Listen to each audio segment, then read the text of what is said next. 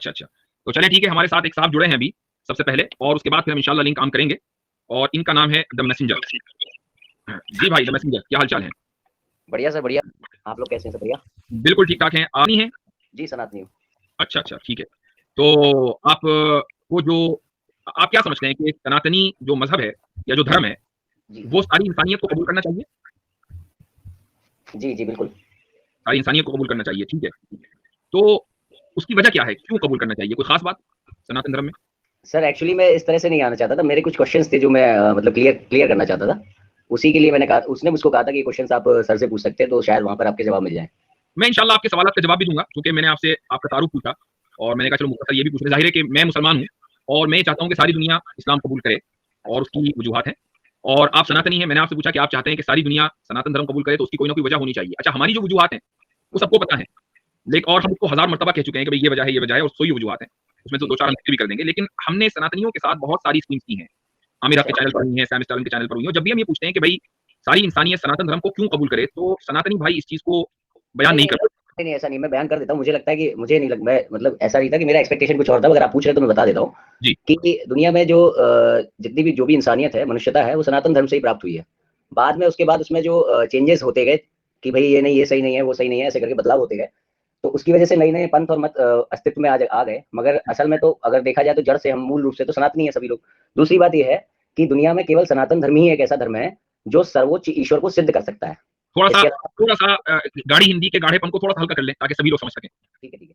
हाँ, तो दुनिया में केवल सनातन धर्म ही एक ऐसा धर्म है जो सुप्रीमेसी ऑफ गॉड को प्रूव कर पाता है।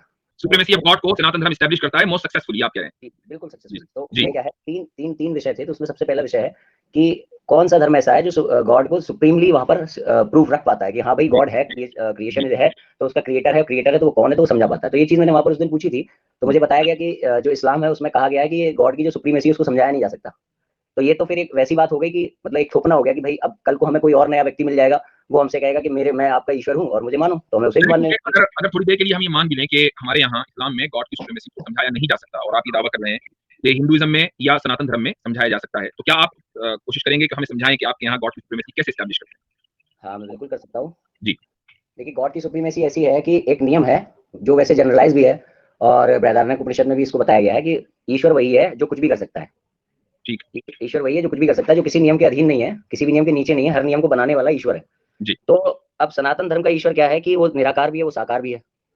वो क्या कहते हैं, वो दिख भी सकता है, नहीं भी दिख सकता है, इसीलिए मूर्ति पूजा हमारे यहाँ, दोनों चीज़ें हैं।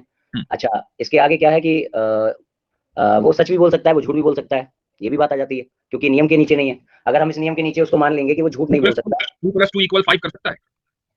हाँ जी, बिल्कुल कर सकता है। ओके, ठीक है। वो हुँ, हर ऐसा कोई लॉ नहीं है जो वो ब्रेक ना करता हो, तो इसलिए उसके ऊपर कोई भी नियम लागू नहीं होता है। ठीक, अब जैसे कहा जाता है कि उसने कभी जन्म नहीं लिया, तो वो जन्म लेके भी दिखाता है।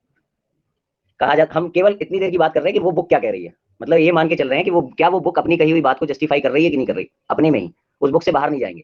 तो ठीक है। जैसे जैसे तो वो कहता है कि जैसे वो कहता है कि मुख्तसर जो मैं समझा हूँ आपकी बात, वो ये कि ईश्वर आपकी थियोलॉजी के एतबार से ओमनीपोटेंट है और क्योंकि ओमनीपोटेंट होने का मतलब ये है, यानी हर चीज़ पर कादिर होने का मतलब ये है कि वो हर काम कर सकता है और किसी भी कोई भी चीज़ उसके लिए कोई इम्पॉसिबल भी इम्पॉसिबल नहीं है।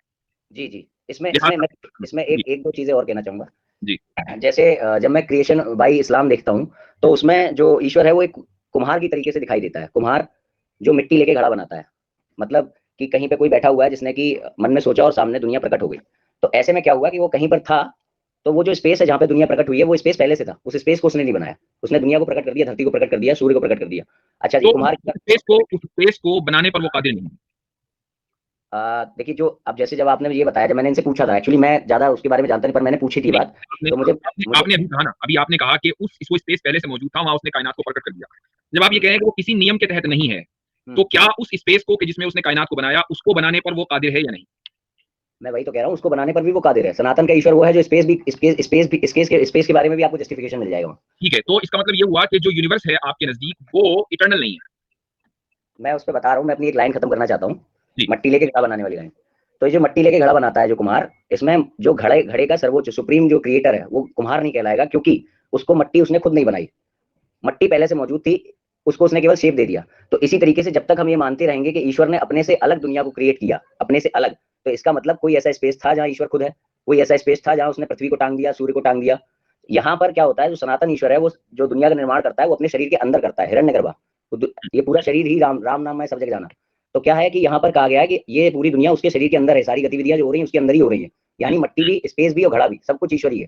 इसीलिए हमारे यहाँ फिलॉसफी आती है कि कण कण में ईश्वर है, और क्योंकि वो अंदर है सब कुछ, और ईश्वर कुछ भी कर सकता है, तो वो जन्म भी लेता है, वो मरता भी है आकर के, अवतार भी लेता है। तो ये सारी चीजें जो है लागू, अच्छा ये चीज मानी उसमें भी, हर ये तो एक लॉजिकली भी है कि जिसने दुनिया बनाई है उसके ऊपर कम से कम कोई नियम लागू नहीं होना चाहिए। तो अब जैसे एक नियम ये आ गया बहुत छोटा सा है कि ईश्वर सच भी बोल सकता है, झूठ भी बोल सकता है। अगर हम इस नियम को नहीं मानेंगे तो क्या बुराई को ईश्वर ने नहीं बनाया, ठीक है ना? तो बुराई को ईश्वर ने बनाया, अगर वो पहले से नहीं जानता था कि वो बुरा करेगा जन्म लेने के बाद, बनने के बाद, तो इसका मतलब वो ऑल नोइंग नहीं था। ठीक है। और अगर वो पहले से, अब जी आपकी बात आ गई है मेरे ख्याल से, ये एक दूसरा मौजूद शुरू हो जाएगा कि बुराई को उसने बनाया है कि नहीं बनाया है। जी मैं आपकी जो जो टैग लाइन है वो ये है कि सबसे पहली बात कि ईश्वर हर काम कर सकता है, और उसमें वो काम भी हैं जो ईश्वर के ईश्वर होने के खिलाफ हैं। जी बिल्कुल, है ना? तो अब सवाल ये है कि जब आपने ये माना कि ईश्वर ने वो काम किए जो उसके ईश्वर होने के खिलाफ हैं, तो जिस वक्त उसने वो काम किए उस वक्त तो वो ईश्वर ही था ना। सर ये लाइन आप बोल रहे हैं कि ईश्वर होने के खिलाफ है, ईश्वर होने के खिलाफ लाइन हम सेट नहीं कर सकते ना। उसकी वजह यह है कि अगर ईश्वर मर सकता है और वो मरा है, जी तो जो चीज मरी है वो मौजूद नहीं है, तो आपने जब उसको मार दिया तो ईश्वर ईश्वर तो ना रहा। जी तो ये ईश्वर होने के खिलाफ हुई कि नहीं हुई? सर यही तो बात है ईश्वर की, कि वो हर चीज को जो भी आप ये लॉ तो लागू आपने करेंगे गलत उसको बताया ब्रेक ना। करेगा। भाई ये तो आपका क्लेम हुआ, इस दावे को हमें सब्सटेंशिएट करना पड़ेगा ना। हम ये कह रहे हैं कि हाँ जी ये ईश्वर मर सकता है, जी सकता है, ठीक है आपका दावा है। अब जब हम उस दावे को, क्लेम को स्क्रूटनाइज करेंगे तो हम ये देखेंगे कि ईश्वर जब मर गया तो वो ईश्वर डेड हो गया, जो डेड हो गया तो वो ईश्वर कैसा? तो अब यही तो मुझे बताइए, चलिए ठीक है, एक मिनट मेरी बात, जी जी जी आपकी बात मैंने बड़ी सबर से सुनी है, मेरी बात सुन लीजिए आप, कि आप ईश्वर की सुप्रीमेसी उन चीजों के जरिए साबित कर रहे हैं कि जो एक इंसान में, यानी हम जैसे लोगों में भी, जिनको डिफिशिएंसी समझा जाता है, एक इंसान जब मर जाता है तो उसको ये नहीं कहा जाता कि ये इंसान है, ये कहा जाता है कि ये इंसान की लाश है, इंसान तो चला गया, मर गया। जी तो जो चीज हमारे यहाँ डिफिशिएंसी है, आप जी उसके जरिए गॉड की सुप्रीमेसी साबित कर रहे हैं। भाई सुप्रीमेसी तो आप उन कैरेक्टरिस्टिक्स के जरिए साबित करेंगे जो हमारे यहाँ भी सुप्रीम है। आप साबित उनके जरिए कर रहे हैं कि जो हमारे यहाँ लोअर है। क्या किसी लोअर चीज से सुप्रीमेसी साबित हो सकती है? क्या ये बात कहीं पर आपके गॉड ने, आपकी बुक में कहीं कही है कि लोअर चीज से सुप्रीमेसी साबित नहीं होगी? हमारे खुदा ने और आपके खुदा ने बनाने वाले ने अकल दी है, क्या उस अकल के जरिए हम, चूंकि मैं अगर कुरान की कोई आयत बयान करूंगा, कुरान की आयत बयान करूंगा, तो क्या आप उस कुरान की आयत को मान लेंगे? अगर मैं कह दूं कि हाँ बताया है, आप मान लेंगे? मैं एक जगह ये जानता हूँ कि एक जगह उन्होंने ये जरूर कहा है कि ईश्वर वही है जो कुछ भी कर सकता है। मैं तो आपसे कुछ भी का मैं मतलब आपसे ये कह रहा हूँ कि क्या आपको, आपने कहा कि हमारी किताब में कहीं लिखा हुआ है, अगर मैं बता दूं तो आप क्या मान लेंगे? अच्छा इसी अगर, हाँ मैंने कहा ना मैं किताब से बाहर नहीं जाऊंगा, मैं ये नहीं कहूंगा कि नहीं भाई ये बात उन्होंने नहीं कही है, मिला दी गई है, या ईश्वर की कही हुई बात नहीं है जो उस किताब आयत है वलिल्लाहिल मसलुल आला, कि अल्लाह ताला के लिए आला तरीन जो हायर कैरेक्टरिस्टिक्स हैं वो अल्लाह ताला के लिए साबित हैं, उसके लिए लोअर कैरेक्टरिस्टिक्स साबित ही नहीं है। तो कुरान करीम ने वाज़ेह तौर से ये बात कह दी है। अब मुझे बताइए कि आप इसको मानते हैं कि नहीं? तो अब मैं यहाँ पर ये बात पूछ रहा हूँ कि उन्होंने एक जगह जब उन्होंने अपनी बात को बदला है तो उन्होंने कहा कि ईश्वर वो है जो कुछ भी कर सकता है। तो उन्होंने यहाँ जब ये कह दिया कि ईश्वर वो है जो कुछ भी कर सकता है, तो इसमें कुछ भी में तो सब कुछ आ गया ना, कि उसमें भी फिर ब्रेक है। कुछ भी में वो तमाम की तमाम चीजें हैं जो खुदा की कुदरत में शामिल हाल हैं, जो इंट्रिंसिकली इम्पॉसिबल नहीं है। यानी जिसको, मिसाल के तौर पर मैंने आपसे सवाल किया था कि 2+2=5 हो सकता है कि नहीं, इंट्रिंसिकली ये चीज इम्पॉसिबल है। और आई डोंट नो कि अगर आप इंट्रिंसिकली का मतलब समझ रहे हैं कि नहीं। तो अगर एक चीज, मैं उसको आसान जबान में कैसे कहूँ आमिर भाई, इंट्रिंसिकली यानी फी हद्दी ज़ाती फी नफ्सी, इसको क्या कैसे कहेंगे? अपनी जात में कह सकते हैं, फी नफ्सी। मतलब उनके लिए हम तो समझ नहीं, तो मैंने इसीलिए इंग्लिश का बोला था। तो आप इसको गूगल कर लें भाई, द मैसेंजर साहब, ये जो लफ्ज़ मैंने बोला है कि कोई भी चीज जो इंट्रिंसिकली इम्पॉसिबल होती है वो खुदा की कुदरत में शामिल नहीं, वो मकदूर नहीं है, ये खुदा की कुदरत में नहीं, लिहाजा कुदरत का क्वेश्चन उसके ताल्लुक से होगा नहीं। ये ऐसा ही है जैसे कि आप ये कहें कि क्या स्क्वायर सर्कल बन सकता है? नहीं बन सकता, इंट्रिंसिकली इम्पॉसिबल है। 2+2=5 कभी नहीं हो सकता, इंट्रिंसिकली इम्पॉसिबल है। खुदा अपने जैसा नहीं बना सकता, अगर अपने जैसा बना सकता तो बनाएगा, और अगर बनाएगा तो फिर एक नहीं है। फिर आपका जो अकीदा है कि भाई ईश्वर एक है, वो एक नहीं रहा ना। ठीक है, तो अब यहाँ पर एक चीज ये मान सकते हैं कि कुरान के द्वारा स्थापित होने वाला जो ईश्वर है वो भले ही चलिए लोअर क्लास के काम है, पर वो लोअर क्लास के काम नहीं कर सकता है, इतना तो मानेंगे? लोअर जो क्लास के जो काम है वो उसका क्रिएटर है, यादव वो उसकी कुदरत में तो शामिल है, लेकिन वो करेगा नहीं, क्योंकि जो भी वो करेगा वो खुद लोअर बन जाएगा। और हमारा जो खुदा, जिस खुदा को तस्वुर हमारे यहाँ है, वो कभी भी लोअर नहीं हो सकता, लोअर काम नहीं करता है। ठीक और ये सिर्फ कुरान के द्वारा नहीं है, आप मुफ्ती साहब से बात कर लें, कुरान के द्वारा नहीं है। मैं कुछ बातें करना चाहूंगा जो आप कर रहे हैं, ये सिर्फ कुरान के द्वारा नहीं है, आपके शास्त्रों के द्वारा बात करेंगे हम इंशाल्लाह। हाँ अभी शास्त्र खोलेंगे, अभी तो हम अपनी बात कर रहे हैं, इसलिए प्रूफ्स को नहीं ला रहा हूँ बीच में, इसीलिए नहीं ला रहा हूँ क्योंकि हम लोग खुदा के बारे में बात हो रही है ना, आपसे ज्यादा वो जानते थे जो आपसे पहले गुजरे हैं। आएंगे और आपने भी कहा आप किताब से बाहर नहीं निकलेंगे तो शास्त्र तो आएंगे ना। हाँ, किताब से बाहर करने का मतलब मैं ये चैलेंज नहीं करूंगा कि नहीं साहब यहाँ पर ये नहीं, ये खुदा ने कहा ही नहीं होगा, या ये किताब झूठी है, मैं ये नहीं कहूंगा कहीं पे। आपकी जो किताब है उसके बारे में बात हो रही है। हाँ अच्छा, अब जब एक परसेप्शन हमारा सेट हो गया कि खुदा जो है वो बनाया तो है उसने लोअर चीजों को, मगर लोअर चीजें कर नहीं सकता है, इतना तो मतलब यहाँ से तभी हम आगे बढ़े, इसको फिक्स कर लें कि वो लोअर चीजें कर नहीं सकता है। लोअर चीजें अगर वो करेगा तो फिर वो खुदा नहीं है, वो खुदा की पोजीशन से डिस्क्वालीफाई हो जाएगा। जो लफ्ज आपने बोला नहीं कर सकता, मुझे इस पर एतराज है, वो नहीं करेगा। कर सकते की बात नहीं, वो नहीं करेगा चूंकि वो उसका खालिक है। अच्छा तो मुझे अब ये बताइए, आपके मुताबिक आपने ये कहा कि जी खुदा मर सकता है, मैंने सिंपल सा सवाल किया, जब वो मर गया तो फिर खुदा कौन था, उसका क्या जवाब है? ये वो जो मरना और जीना हमारे लिए है ना, वो हमको हमारी दुनिया में आके मर के भी दिखाता है, हमारी दुनिया में आके जी के भी दिखाता है। अगर वो मरने के बाद भी जिंदा था तो मरा नहीं। तो वो हमारी जो मरना और जीना शब्द है वो हमारे लिए है ना, व्यवहारवाद में वो दो चीजें, परमात्मा तो फिर दो आप चीजें। फिर ये दो, अगर ये दोनों चीजें सिर्फ हमारे ही एतबार से हैं तो इनकी तो कोई हकीकत और रियलिटी रही नहीं ना। अगर उसका मरना भी जीना ही है तो सीधा वो ये क्यों नहीं कहता कि वो हमेशा के लिए जिंदा है? हमारे लिए रियलिटी हो गई ना, राम आए मरे, कृष्ण आए मरे, हमारे लिए रियलिटी। मैं कह रहा हूँ कि अगर उसके मरने के बाद भी वो जिया ही जिया तो आप जी सिंपल ये कहना कि वो तो हमेशा जिंदा है। जी, पर वो मर भी सकता है, वो मनुष्य का रूप लेके जन्म ले सकता है। नहीं, वो मर गया, जब वो मर गया आप ये कह रहे हैं कि वो अभी भी जिंदा है। अगर वो मरने के बाद भी जिंदा है और आपको पता है राइट, अगर आप ये करेंगे हमारे एतबार से उसने मर के दिखाया, आप तो उसको मरा हुआ नहीं मान रहे ना, तो आपको पता है कि मरने के बाद भी वो जिंदा है, वो तो फिर अपने आप कहें कि वो हमेशा जिंदा है, आप उसको मरा हुआ क्यों कहते हैं? वो मरा भी, वो जन्म भी लेता है, यही तो बात है, उसके सामने भी लग सकता है, ही नहीं लग सकता। आपने चलिए मेरा पॉइंट नहीं नहीं नहीं, ये पॉइंट है, ये सबसे अहम पॉइंट है, रुक जाइए। आपको आपने ये कहा कि वो हमारे एतबार से यानी इंसानों के एतबार से उसने करके दिखाया कि मैं मर भी सकता हूँ। कहते हैं व्यवहारवाद, इसको व्यवहारवाद कहते हैं, व्यवहारवाद के हिसाब से वो मर सकता है, परमार्थवाद के हिसाब से नहीं मर सकता। उसने आपको ये करके मर के बताया ताकि आप ये समझ लें कि वो हर काम कर सकता है, राइट? जी जी बिल्कुल। तो उसका मरना मरना ही था ना, तभी तो मानेंगे। जब हाँ, उसका मरना था तो वो मर गया, हाँ। फिर ईश्वर कौन था जब वो मर गया? अब अगर आप ये कहेंगे कि वो जिंदा था तो फिर वो मरा नहीं। ईश्वर जब मनुष्य रूप में जन्म लिया तो वो मरा, ईश्वर फिर भी रहा, यही तो ईश्वर का खेल है। अभी जो मरने और जीने की बात ईश्वर के, आपने ये कहा कि वो इंसान के एतबार से मरा है।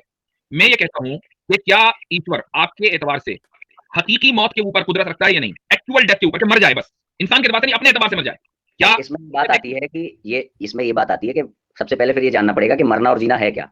मरना और जीना, मरने का मतलब मरना यानी अब वो नॉन एग्जिस्टेंस में चला गया। क्या ईश्वर नॉन एग्जिस्टेंस में जा सकता है? जब तक ये शब्द एक मनुष्य के रूप से है, मनुष्य की वाणी से निकल रहा है मरना, तो ये व्यवहारवाद है, और व्यवहारवाद के अनुसार फिर ईश्वर मर सकता है, जन्म भी ले सकता है। मैं मरने की बात नहीं कर रहा हूँ, मरने का लफ्ज मैंने वैसे ही बोला, असल है नॉन एग्जिस्टेंस। क्या ईश्वर नॉन एग्जिस्टेंस में जा सकता है? तो मैं बता, नॉन एग्जिस्टेंस में जा सकता है, बिल्कुल जा सकता है। नॉन एग्जिस्टेंस में, ठीक है। अब ईश्वर नॉन एग्जिस्टेंस में चला गया, ईश्वर डज नॉट एग्जिस्ट। जी, अब ईश्वर कौन है? ईश्वर फिर भी रहेगा परमार्थवाद में। आपने अभी कहा कि वो नॉन एग्जिस्टेंस में चला गया, अब नहीं रह सकता वो, क्योंकि वो नॉन एग्जिस्टेंस में चला गया। सर ये व्यवहारवाद में कहा है मैंने, मनुष्य के बात से। भाई वो आपके एतबार से, मैं कह रहा हूँ ईश्वर अपने एतबार से नॉन एग्जिस्टेंस में जा सकता है या नहीं? बात तो तब भी आप और मैं ही कर रहे हैं ना, मनुष्य कर रहा है ना बात। जब तक हमारे द्वारा उसकी बात हो रही है तब तक वो व्यवहारवाद में एग्जिस्टेंस से बाहर भी जाएगा, एग्जिस्टेंस के अंदर भी जाएगा। का मतलब ये है कि आप भी ये मान रहे हैं कि ईश्वर ये काम नहीं कर सकता, तो आपने भी उसकी कुदरत को महदूद कर दिया, लिमिट कर दिया। जी आमिर भाई दोबारा आ गए। जी जी।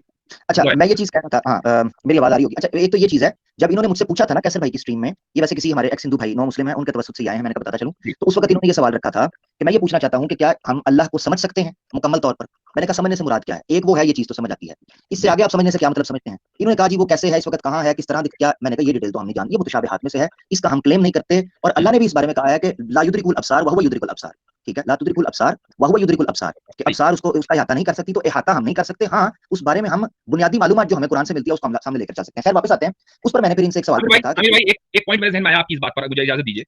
मैसेंजर साहब, क्या आप ईश्वर को मुकम्मल जान सकते हैं? बिल्कुल जान सकते हैं। तो फिर ईश्वर महदूद हुआ, लिमिटेड हुआ कैसे?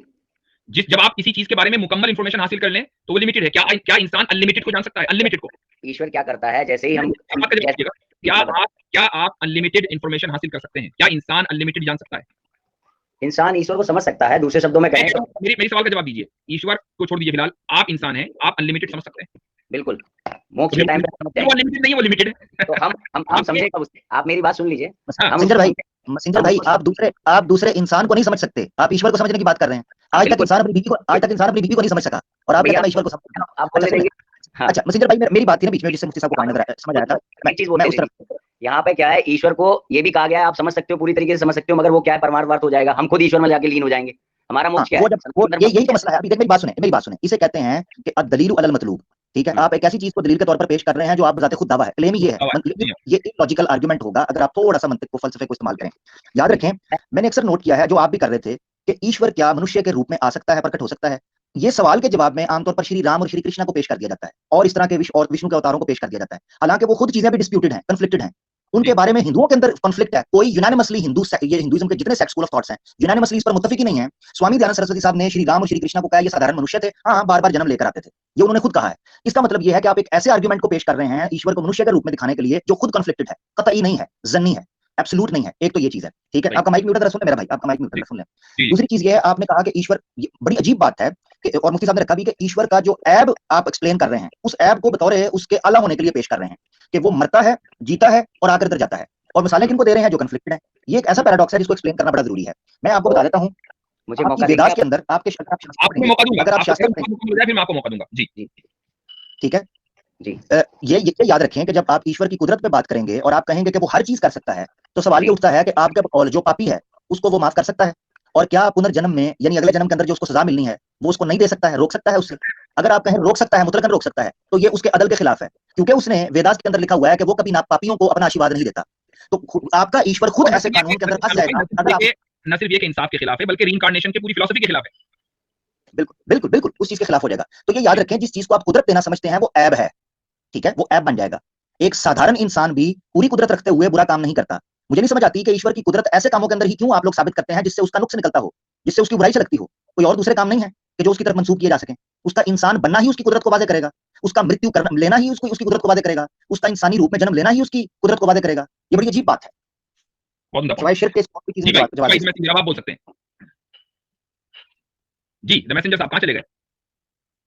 स्टक हो गई उनकी आईडी।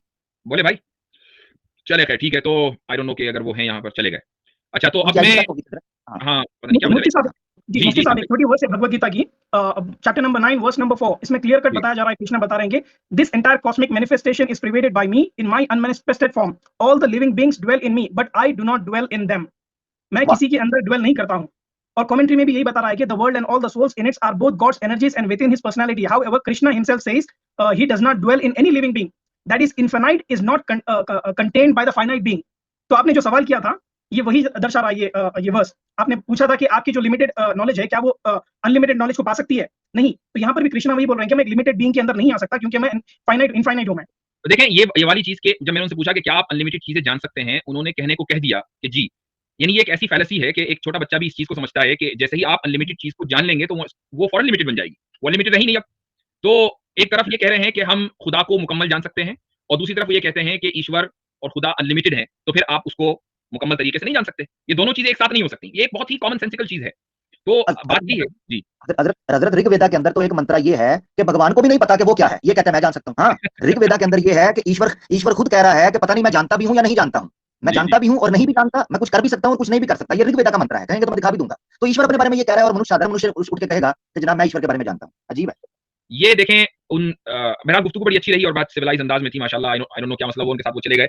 लेकिन बहरहाल एक चीज जो क्लियर होकर सामने आई है वो ये कि सनातनी हजरात चाहे वो कितने ही पढ़े लिखे क्यों ना हो, जब वो आते हैं और खुसूसन कलामी मबाहिस के ऊपर यानी खुदा की ज़ात और सिफात को जब वो अकली और रैशनल अंदाज से प्रूव करने की कोशिश करते हैं तो उनकी जो रैशनैलिटी है वो इनकंसिस्टेंसी का शिकार हो जाती है। इसीलिए मैंने शुरू में जो मालहा इनकरार के ऊपर गुफ्तगू की थी वो यही है। उसकी मिसाल बिल्कुल खुलकर दो चार की तरह वाज़ेह होकर सामने आ गई अल्हम्दुलिल्लाह। अच्छा जी चलिए, बहुत जबरदस्त। अच्छा एक नुकता और मैं रखना चाहता हूं, पहले आगे बढ़ें। जिनके पास सवाए एक जस्टिफिकेशन के, जो कि आपको भी पता, सब लोगों को पता है, क्या है कि ईश्वर को क्या जरूरत पड़ी है कि वो मनुष्य का रूप लेके इस धरती के ऊपर आए, जन्म ले और मरे? क्या जरूरत पड़ी है? ये कहते हैं वो रहकर दिखाना चाहता है कि देखो मैं भी आकर। भाई वो तो आप कहते हैं सर्वशक्तिमान है, सर्वज्ञानी है, तो सारा ज्ञान उसके पास है, तो उसको तो वैसे पता होना चाहिए जन्म लेने की क्या जरूरत है। और फिर जिनको एग्जाम्पल के तौर पर जन्म लेकर पेश करते हैं उनकी कमजोरी अलग है, मार उनको अलग पड़ी, मृत्यु उनकी अलग हुई। आमिर भाई एक बात ये भी है कि इनके कितने अवतार हैं? 9-10 के करीब है ना? नहीं वो तो चलिए कितने होंगे अंदाजन जो बड़े मेन अवतार हैं? विष्णु के 10 मानता है ना? ठीक है। अब सवाल ये है कि अगर खुदा को अपनी कुदरत दिखानी ही थी कि वो पैदा हो सकता है तो वो एक अवतार में पैदा होकर दिखा देता, 10 की क्या जरूरत है? और अगर 10 में हुआ तो 100 में क्यों नहीं हुआ? बिल्कुल। यानी ये है इनकंसिस्टेंसी कि भाई अगर किसी पॉइंट को साबित करना है तो वो एक मर्तबा साबित हो सकता है, हालांकि वो पॉइंट बहुत ही इररिलेवेंट है, लेकिन वो एक मर्तबा हो सकता है, फिर उसको 10 मर्तबा साबित करने की जरूरत नहीं है। लेकिन अगर आपने 10 मर्तबा किया है तो फिर 100 मर्तबा नहीं 1000 मर्तबा भी होना चाहिए। बिल्कुल। और हजरत फिर एक और सवाल भी ले लें, क्योंकि ये सवाल खत्म नहीं होने वाले। सवाल ये है कि जिस तरह मुल्हिदीन ये इतराज करते हैं कि अगर अल्लाह ने रसूल भेजे तो अमेरिका में कौन सा है, ऑस्ट्रेलिया में कौन सा है, तो हम इनसे पूछेंगे कि अल्लाह ने ये ईश्वर ने सारे अवतार हिंदुस्तान में भेजने थे। बिल्कुल एग्जैक्टली। तो ये सारे सवालात हैं, सवालात का एक सिलसिला है और उसकी वजह ये है कि ये मैन मेड फिलॉसफी है और मैन मेड फिलॉसफी में होता यही है कि वो एक न एक वक्त में जाकर उस पर बहुत सारी क्रिटिसिज्म होती हैं और वो यानी उसका अंजाम ये होता है कि वो अपनी उस जमीन के ऊपर खड़ी नहीं हो पाती कि जिसके बारे में उसका दावा ये होता है कि ये सबसे ज्यादा मजबूत ग्राउंड है।